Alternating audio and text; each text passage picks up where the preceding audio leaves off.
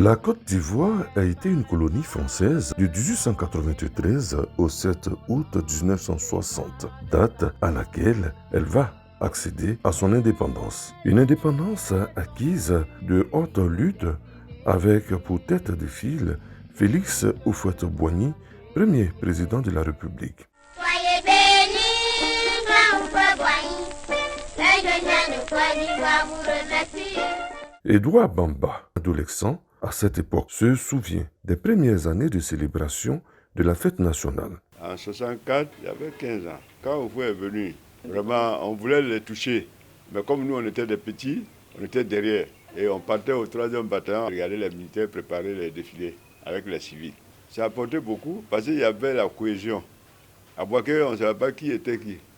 Voilà, on s'aimait tous. Vraiment, c'était beau. De 1960 aux années 80, la commémoration de l'indépendance revêt un caractère particulier pour les Ivoiriens. Pour Déborah Zouzou, lycéenne en 1980, la célébration était d'abord une fête familiale. En tout cas, c'était dans la joie. Ça se préparait comme, je peux dire, comme les fêtes de fin d'année. On rendait tout le coin propre. La maison était propre, décorée en orange, blanc, vert. Je me rappelle bien que le matin, on chantait l'hymne national. La génération des années 90, une autre génération sous laquelle la fête de l'indépendance allait commencer à avoir moins de regain. Avec la nouvelle génération que nous sommes, l'indépendance n'est pas vraiment pris au sérieux comme nos parents fêtaient.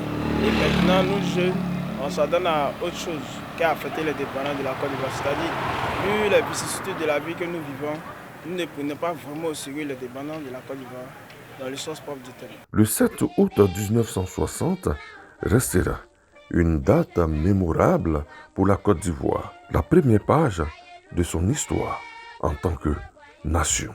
Les jeunes de Côte d'Ivoire vous remercient.